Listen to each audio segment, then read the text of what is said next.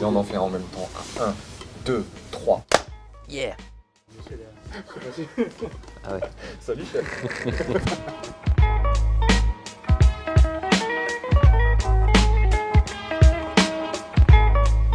Philippe, 3,6 millions d'entrées pour le premier opus d'Alibi.com. C'était il y a 6 ans. Il y a eu très vite une volonté de donner suite à ce premier film. Ouais.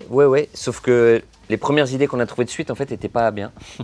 Donc, en fait, ça a mis du temps pour trouver la bonne idée. Ouais. Et dès qu'on l'a trouvée, on est parti dessus parce que c'est vrai qu'on nous demandait beaucoup la suite. Ouais. La bande-annonce.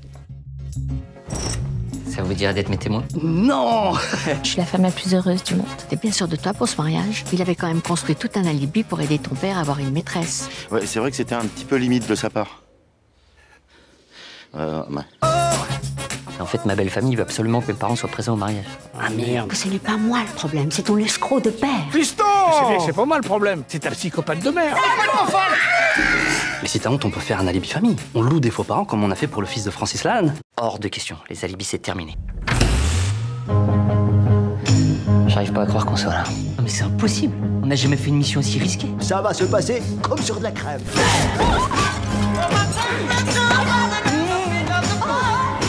Marlène, aide-moi, fais quelque chose.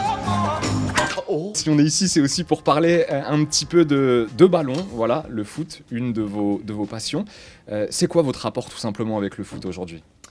Écoute, supporter avant tout évidemment de l'équipe de France. Et après, moi je suis né dans les Yvelines.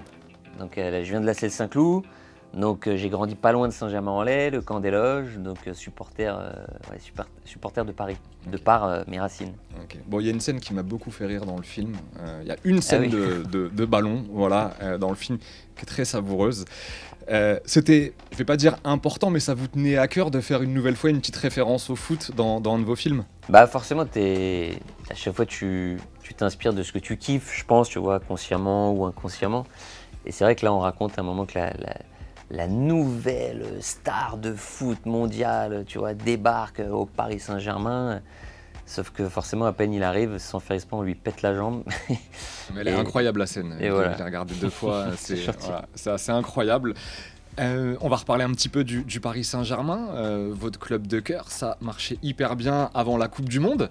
Là, il y a la suite de la saison qui arrive. Comment vous la sentez, cette suite et fin de saison? Moi, je suis quelqu'un de nature optimiste, voilà, et positif. Et je me dis que chaque match peut être différent. Donc chaque match, tu peux créer l'exploit et voilà, faire taire les gens. Et donc même si voilà, ça a repris de façon un petit peu difficile après la Coupe du Monde, je garde l'espoir que face au Bayern, ça se passe bien. Comme avant la Coupe du Monde, c'était tellement magique avant la Coupe du Monde, c'était tellement incroyable. Il n'y a pas de raison aussi, même s'il y a peut-être des petites raisons, mais écoute, j'y crois. C'est pas possible. Chaque année, à partir de mars, c'est plus foufou. Là, on te voit un peu moins chaque année à partir de mars. J'y crois. Ouais, non, mais là, ça va le faire, je suis sûr. Ça rendrait l'histoire encore plus belle, tu sais. C'est comme les films, ça part bien, après tu fais « Ah, ça va mal finir » et ça va bien finir. C'est que l'objectif principal du PSG aujourd'hui, c'est la Ligue des Champions. T'as eu des déceptions, j'imagine, ces dernières années. Est-ce que tu gardes confiance malgré tout? Est-ce que tu te dis que ça va arriver cette année, l'année prochaine? Ouais, non mais franchement, déjà, on a quand même vécu des émotions extraordinaires. Il y a quand même eu une finale, il y a quand même eu, tu vois, il s'est quand même passé il y a eu du jeu, enfin, il s'est passé des choses magnifiques. Même s'il y a eu j'ai envie de dire plus de déceptions, mais non, je ne vais pas dire plus de déceptions. Des petits coups durs. Oui, des petits coups durs, voilà. Mais c'est une équipe incroyable, avec un effectif incroyable.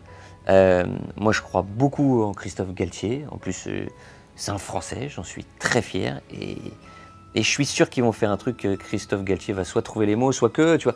Franchement, il faut se mettre peut-être à leur place ici. T'imagines, tu sors d'une Coupe du Monde, donc avec des enjeux les plus gros du football. Certains ont eu des déceptions fortes. La plupart, t'as qu'une équipe qui gagne, faut pas l'oublier. Donc t'en as qu'un qui est content. Tu penses à Neymar, là, quand tu parles de déception Neymar, forte. Oui, bah, évidemment, Neymar, tu vois.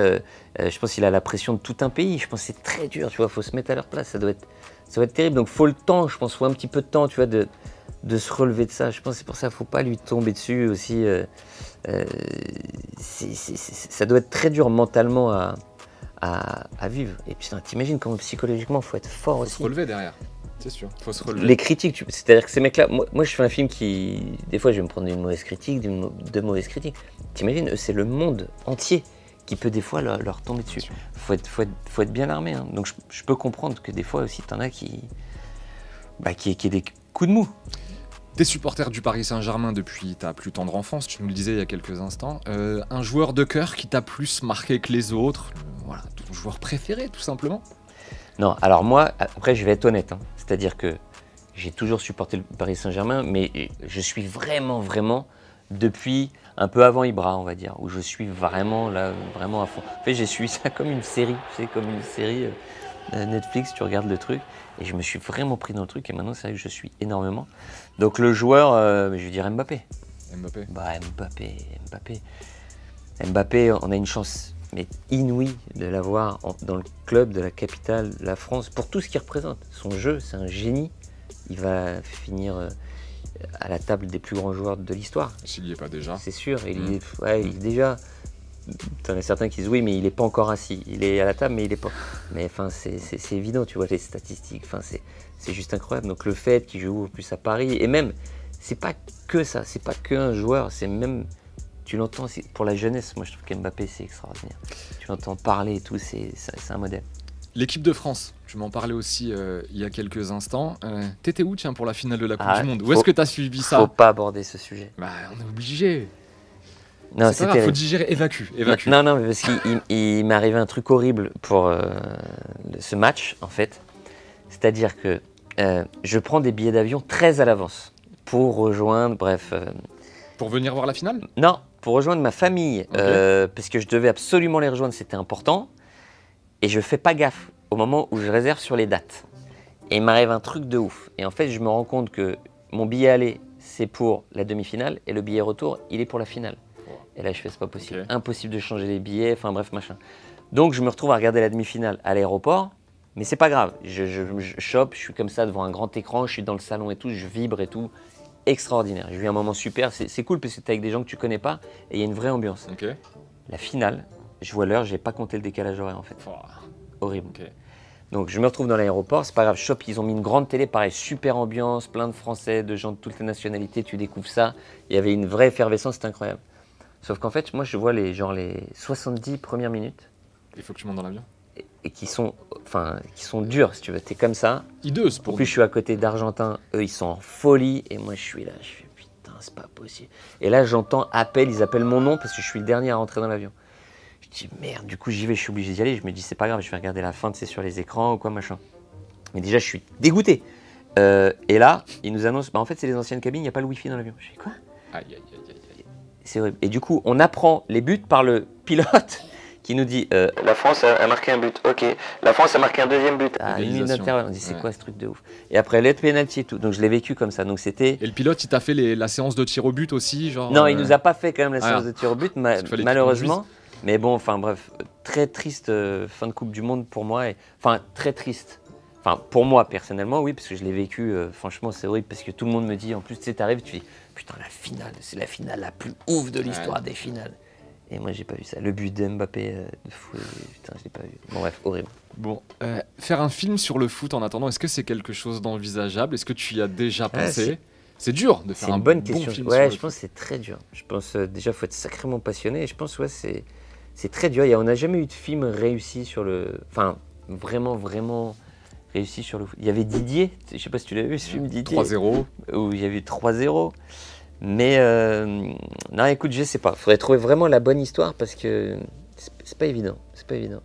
Tu sais jongler au moins si tu dois incarner une star du foot. Non, je suis nul. Et tu sais, je suis très pote avec Mehdi Sadoun. Ok. Mehdi Sadoun qui a joué dans un film qui s'appelle Dream Team Ok. avec Gérard Depardieu. Où en fait, il joue un joueur, une ancienne star du PSG, joueur du PSG. Et en fait, pour tourner des scènes, il a tourné vraiment dans le Parc des Princes.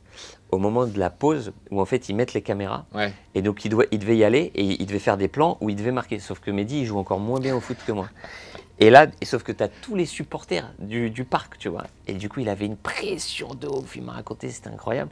Mais il est quand même rentré sur le terrain, parce que les joueurs, je crois, ils étaient même pas au courant. Donc tu avais tous les joueurs, c'était à l'époque où il y avait Cavani, et du coup, il rentre derrière Cavani sur le terrain, Cavani qui le regarde comme ça, et lui qui fait très en confiance, parce qu'il est censé, tu sais, il lui met une petite tape sur le cul et tout. Très très drôle. Bon, en attendant le film sur le foot, Alibi.com 2, ça sort le 8 février. On vous le conseille, allez voir ça, vraiment, c'est du très haut niveau. Merci beaucoup. Merci à toi. Philippe. Merci. Et à bientôt. Je reviens pour 4-0, ton film sur le foot. Du coup, Pour mon film sur le foot, et quand Paris aura gagné la Ligue des Champions. Oula, adieu. Arrête.